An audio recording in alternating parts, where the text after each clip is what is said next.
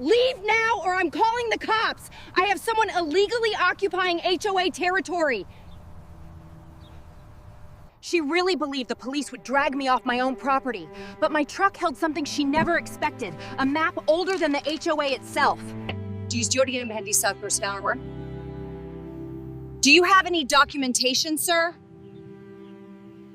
Oh, I have exact documentation.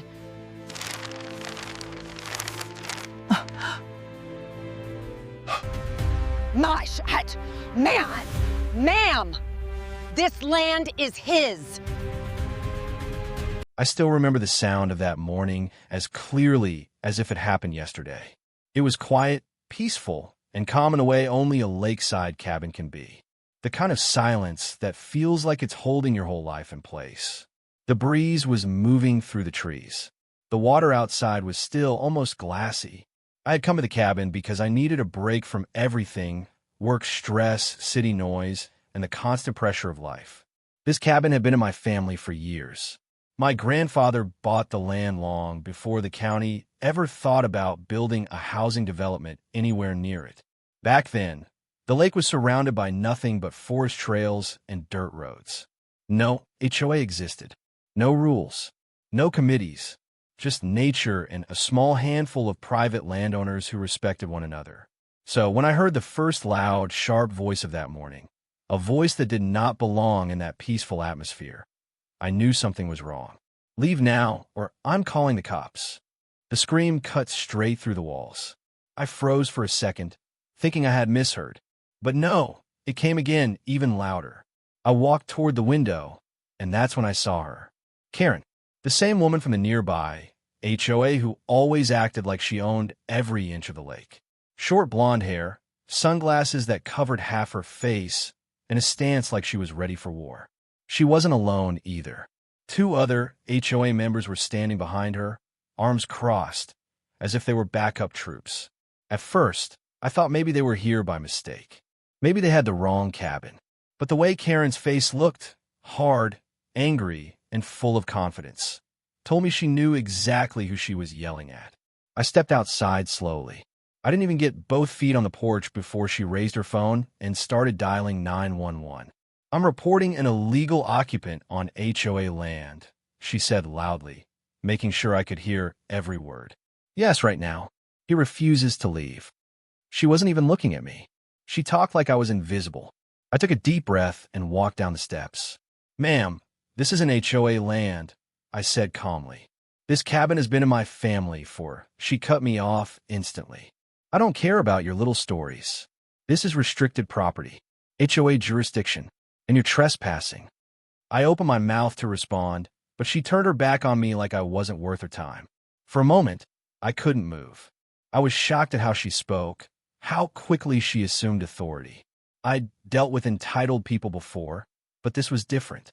This woman was convinced she had legal control over land that never belonged to the HOA, land she didn't even bother to check.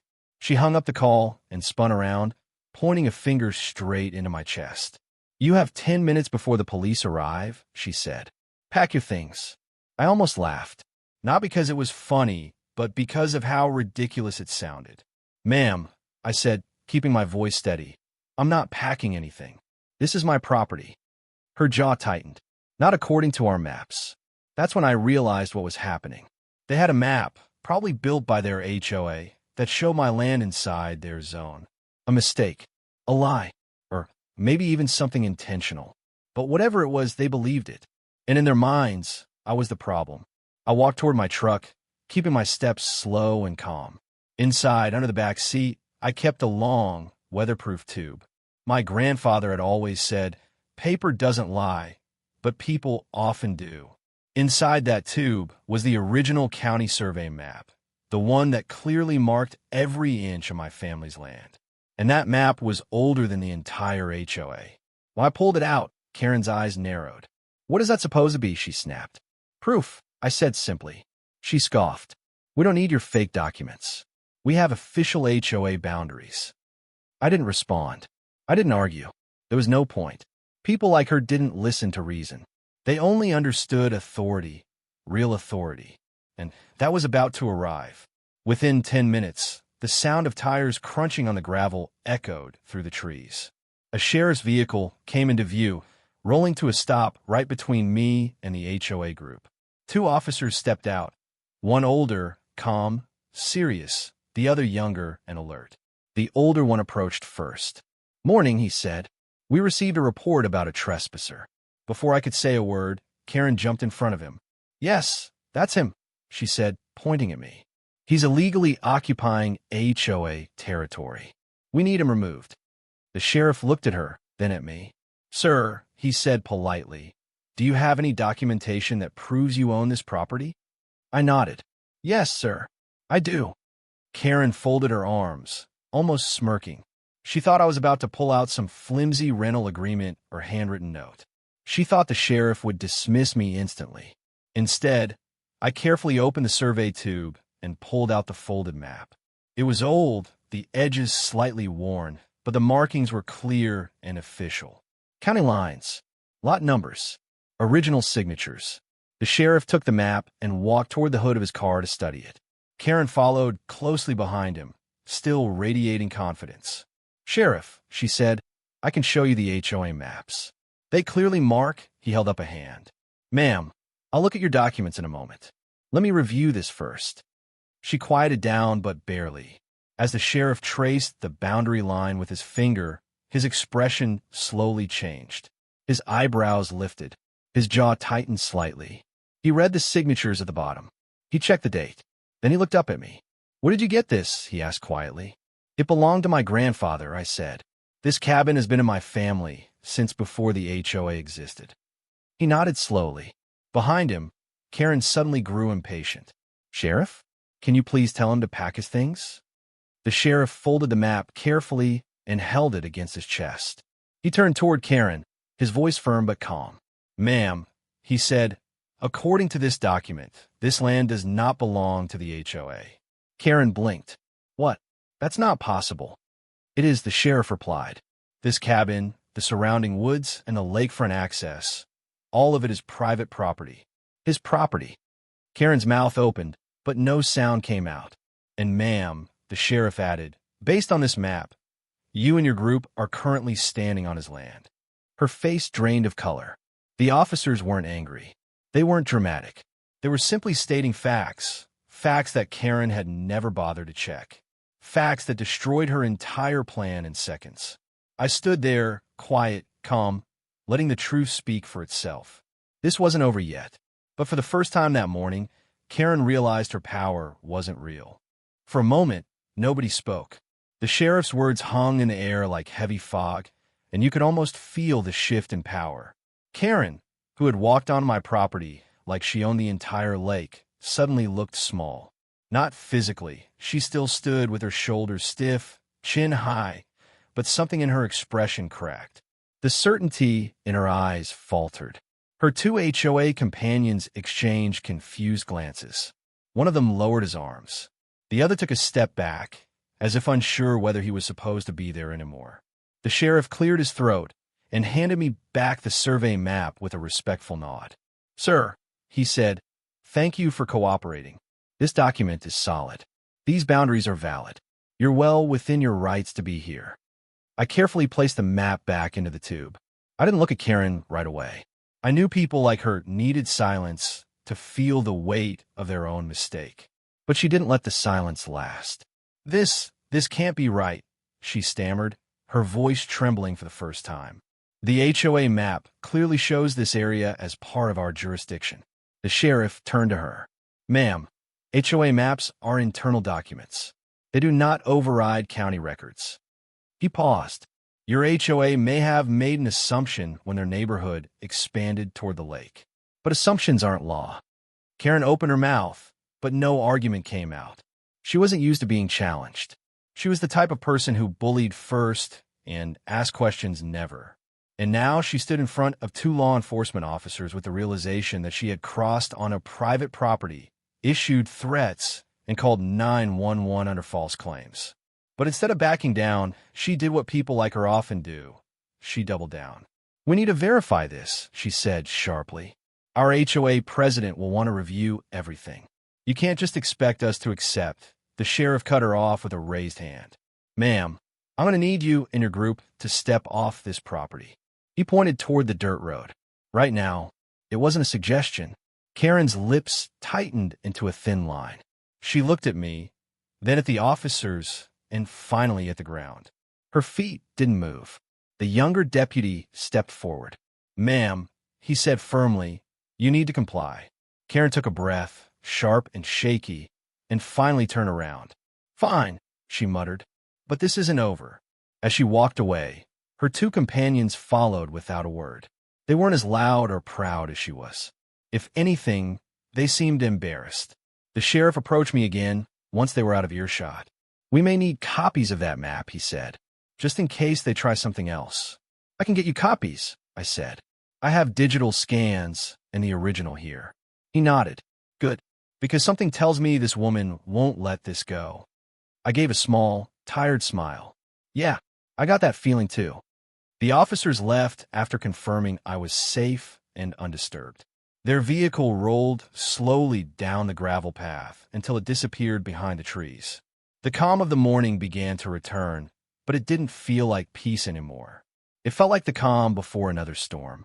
I went back inside the cabin, closed the door, and sat at the wooden table by the window. My heart was settling down, but my mind wasn't. I shouldn't have had to pull out legal documents just to exist on my own land. And I shouldn't have had to defend myself against false accusations from someone who didn't even bother to check the truth. But HOAs didn't operate on truth. They operated on control. And Karen was their perfect representative. I spent the next hour pacing around the cabin, checking the outside perimeter, making sure nothing was disturbed. I knew Karen wouldn't go home and forget about what happened. People like her didn't lose gracefully. They came back, louder, angrier, and more determined to prove they were right, even when they weren't. The sun climbed higher, the lake shimmered, and I tried to distract myself by cleaning up the porch, organizing tools, and sweeping pine needles off the steps. But every few minutes, I caught myself glancing toward the trail that led back to the HOA neighborhood. Around noon, I finally forced myself to sit down and breathe. I made coffee, walked to the lake, and sat on the edge of the old wooden dock. For a moment, life almost felt normal again. Almost. Because 20 minutes later, I heard voices. Not angry screams this time. Not demanding shouts. But distant, muffled talking carried through the trees. I stood up and strained my ears. The voices grew louder. More than two. More than three. It sounded like a group, maybe 5 or 6 people. I walked back toward the cabin, heart tightening again. And as soon as I stepped onto the trail, I saw them. Karen had returned. But she wasn't alone. This time she brought a small entourage. 4 HOA board members, each holding folders, clipboards, and rolled-up documents. She pointed toward my cabin like a general directing troops. You see, she snapped at the group. He's still here, and he refuses to comply. One of the board members, an older man with a gray mustache and a slow, steady walk, stepped forward. Ma'am, he said calmly to Karen, let's hear him out. We need facts, not assumptions. Facts, Karen barked. I gave you facts. Our maps show. The man lifted a hand gently. Our maps may be incorrect. Karen's face flushed red. You're taking his side? I'm taking the legal side, he said firmly. She opened her mouth to argue again, but the group ignored her and approached me instead. The older board member spoke first. Sir, I'm Robert. He extended his hand. I'm the original treasurer of the HOA. I've been here since the neighborhood was first built. I shook his hand cautiously. Nice to meet you. We heard there was a dispute earlier, he continued. We'd like to review everything. We don't want misunderstandings. Karen rolled her eyes so hard I thought she might hurt herself. I nodded and walked to my truck to retrieve the survey map again. When I unrolled it across the picnic table outside the cabin, something shifted. The board members leaned in, studying the lines, scanning the signatures, following the boundary marks. One member pointed. The HOA line stops here. Another nodded. This cabin is completely outside our jurisdiction. Robert traced the line with his finger. This was never part of our property. Not even close. Karen shook her head violently. No, that's wrong. Our map, Your map, Robert said sharply, was drawn later, using estimates. This, he tapped the survey map gently, is the original, the legal one. Karen couldn't breathe. I could see it in her eyes, the panic, the frustration, the humiliation. Losing wasn't something she experienced often, and now she was losing in front of her own board members. I stood quietly, letting their own documents betray them. After several minutes of review, Robert looked at me with an apologetic expression. Sir, I'm sorry. This should have never happened. She called the cops on him. One board member muttered under his breath. And trespassed, another added. But Karen wasn't done. She stepped forward, face flushed, voice shaking with rage. I don't care what that map says, she snapped. That cabin ruins the view from our trail, and it brings unwanted outsiders near the lake. Robert turned slowly. Karen, he owns the land. I don't care, she shouted. Those words echoed through the trees, ugly, bitter, revealing. And that's when I realized something important. This was never about rules, never about confusion, never about maps or boundaries. Karen didn't want me off HOA land. She wanted me gone because she didn't like seeing something she didn't control. And a person like that doesn't walk away easily. Karen's outburst echoed through the trees like a warning shot. I don't care. Those 3 words told me everything I needed to know. This situation wasn't about land. It wasn't about mistakes on maps. It wasn't even about rules. It was about power. Karen wanted control, total control, over everything around the lake, whether she owned it or not. And seeing someone she couldn't intimidate made her angry in a way she wasn't used to handling. For a moment, nobody spoke. The HOA board members stared at her in disbelief. Robert, the older treasurer who had been trying to keep things rational, took a step toward her. Karen, he said softly, you can't say that. That's not how property rights work. She spun toward him. Don't lecture me about property rights. I know what's best for this community. That, she jabbed a finger toward my cabin, doesn't belong here. Look at it. It's old. It's an eyesore. It lowers the value of our lakeside lots. Robert sighed slowly. The cabin has been here longer than any of our homes. It's not part of the HOA. We have no authority over it. That's your opinion, she snapped. It's the law, he replied. Karen turned away from him, fists balled at her sides, breathing fast. She was trying to control herself, but the frustration kept bubbling up. She wasn't used to people telling her no, especially not men like Robert, who held more influence in the HOA than she did. I stood quietly, leaning against the picnic table. I didn't want to escalate things, but I also wasn't going to back down. I watched Karen closely, trying to read her next move. And then she made it. We're filing a complaint, she announced, lifting her chin. A formal one. If county records don't match our HOA boundaries, then the county must be using outdated information. Robert closed his eyes for a moment, tired. Karen, no, she cut in. This isn't over. Not even close. She turned toward the other board members. We're going to request an emergency HOA meeting, and we're going to push for new property lines. If the county needs to reevaluate, we'll force them to. One of the board members, a tall man with glasses, shook his head. Karen, you can't redraw county lines just because you don't like the way something looks. Her voice rose again. Watch me. Her outburst startled even her own group. The air grew tense again, thick, uncomfortable. A couple of board members stepped back, exchanging uneasy looks. I could tell some of them were seeing this side of her for the first time. Robert cleared his throat. Let's step aside, he said gently to the group.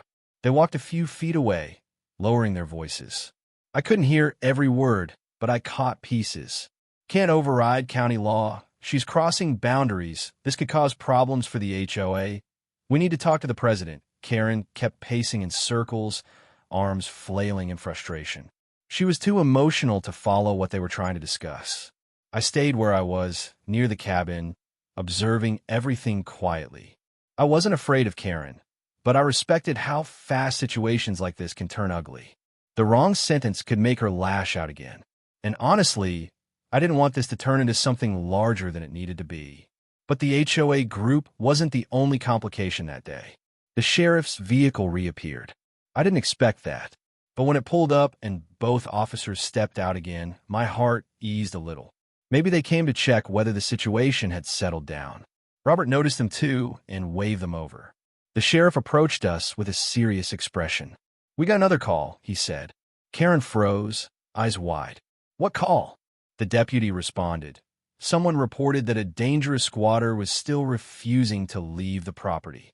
The board members turned toward Karen slowly. She swallowed. I didn't call you again." The sheriff raised an eyebrow. "Records show the call came from your number." Karen's face drained of color. I don't know if she forgot she called again in the middle of her panic, or if she thought doubling down would help her case. But either way, she looked cornered. "Maybe it was a mistake," she mumbled. "Maybe it dialed by itself." Robert let out a breath of disbelief. "Phones don't dial 911 by themselves." Karen's voice rose again, less confident this time. "I was just trying to make sure he didn't run away before we resolved this." "Resolved what?" the sheriff asked. "There's nothing to resolve. He's the legal owner." Karen opened her mouth, but no sound came out. The sheriff continued. "Ma'am, calling 911 incorrectly, twice, can be considered misuse of emergency services." Karen's eyes went wide. "Are you saying I'm in trouble?" The sheriff didn't smile, didn't soften his tone. "Not yet, but repeated false calls can lead to charges. We suggest you leave this man alone and stay off his property." The HOA board was silent. Even the wind felt still. Karen finally broke. But what about the lake access? What about our community rules? He can't just do whatever he wants here." I spoke for the first time in minutes. "I'm not doing anything to your community," I said calmly. "I came to relax at my cabin. I'm not building anything. I'm not interfering with anyone. I just want to be left in peace." Robert nodded slowly. "He's right, Karen." She backed up a step, shaking her head. No, this isn't fair. Why does he get the lakefront? Why does he get to stay here without following our rules? This is our area." The sheriff responded, voice steady. "Because his family owned this land before your HOA existed, and the law protects his property." Karen's breathing grew heavy. Her hands trembled. For a moment, I thought she might start yelling again. But instead, her anger morphed into something quieter, desperation. "You're ruining everything," she whispered at me. "We've spent years making this lake community perfect, and now you show up and act like you're above us." I shook my head. "I'm not above anyone. I'm just not under your HOA." She stared at me, eyes full of a kind of resentment I couldn't understand. After a long moment, she turned sharply and walked down the trail, motioning angrily for her board members to follow. They hesitated, unsure whether to go with her or stay and apologize. One of them, the tall man with glasses, approached me quietly. "For what it's worth," he said, "we're sorry this happened. Karen, she gets intense. We'll talk to the HOA president. This won't continue." "I hope not," I replied honestly. The group finally left, following Karen reluctantly. The sheriff gave me a reassuring nod before heading back to his vehicle. As their car rolled away, silence returned to the forest. But it wasn't peaceful silence. It was the kind of silence that warns you things aren't over. Because I could tell by the look in Karen's eyes before she walked away, she wasn't done. Not even close. She wasn't just angry. She felt challenged, humiliated, threatened by the idea that something existed outside her control. And people like her don't surrender. They regroup. They plan. They find new ways to fight. And I knew part of her had already decided what she was going to do next. I just didn't know how far she'd go. Not yet, but I was about to find out.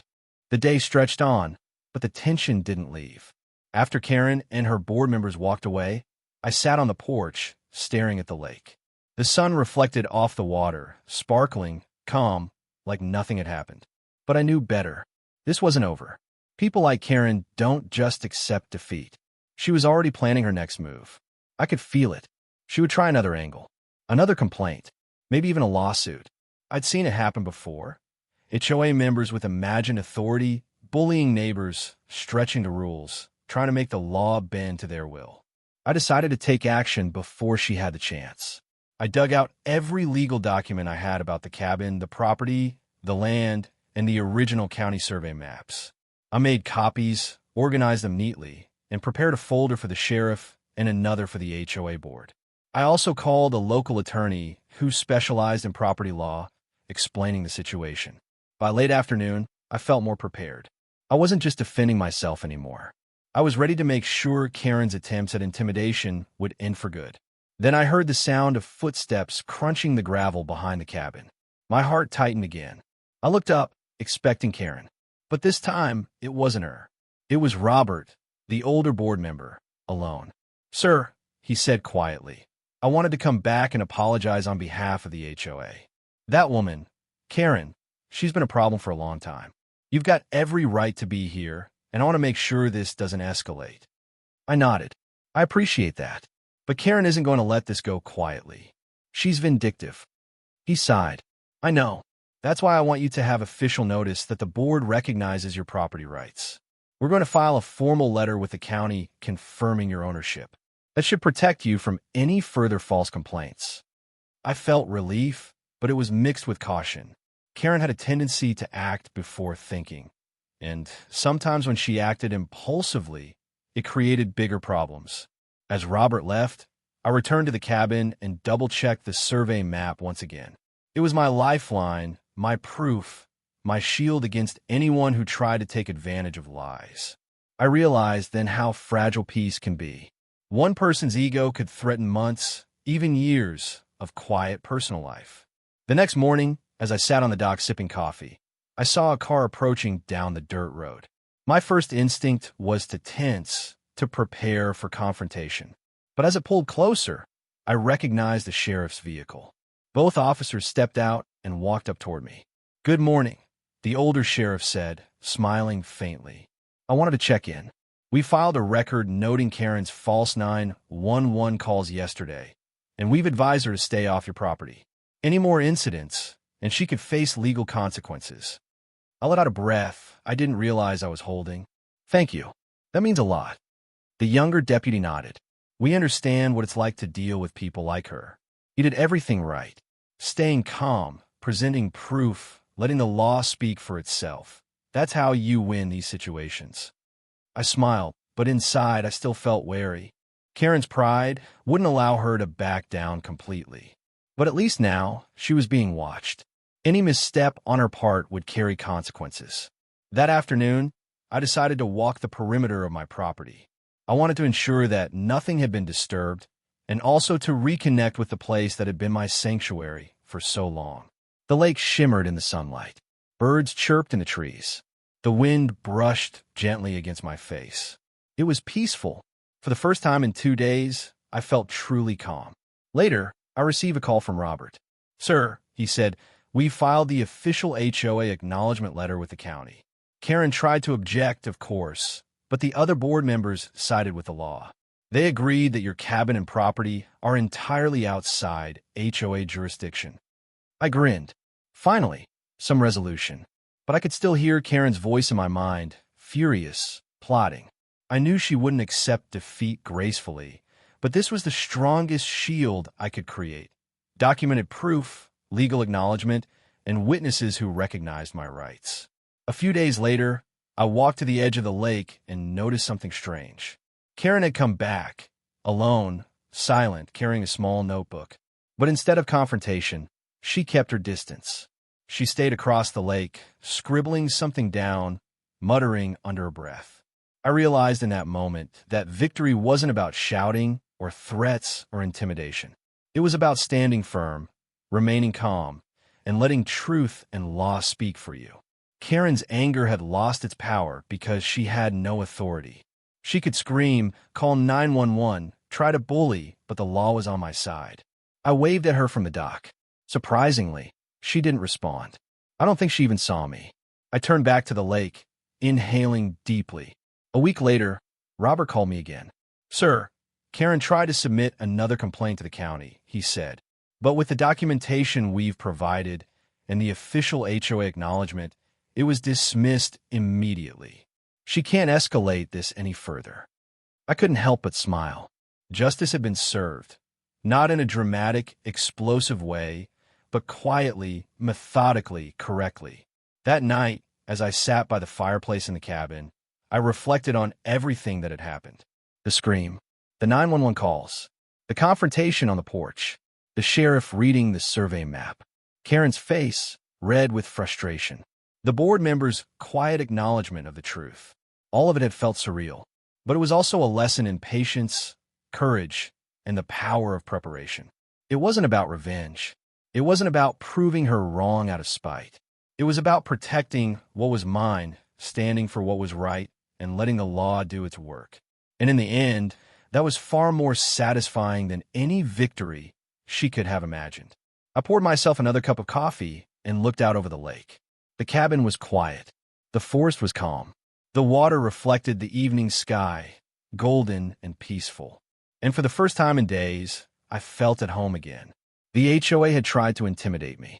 Karen had tried to bully me. She had assumed authority she didn't have. But in the end, she learned, the hard way, that you can't cheat the law. You can't bully facts. And you can't take what isn't yours without consequences. Sometimes standing firm is all it takes. And sometimes justice arrives quietly, like the calm after a storm.